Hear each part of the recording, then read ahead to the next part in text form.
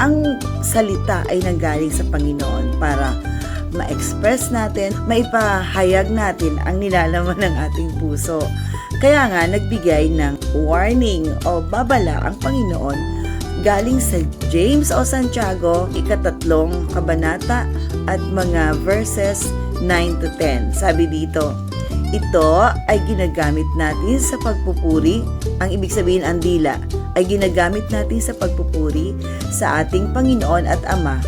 At ito rin ang ginagamit natin sa panlalait sa taong nilalang na kalarawan ng Diyos.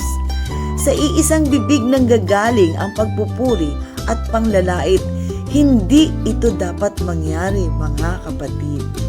Kaya nga, gamitin natin ang ating salita, ang Pilipino natin na salita, upang magpuri sa Panginoon at magbigay ng appreciation o pagtanggap at pag-care sa ating mga kapwa-tao. O hindi pang lalait, hindi pang chichismis. So, gamitin natin ang salita na yan para maghatid ng mabuting balita, pag-alala o pag-care sa bawat isa.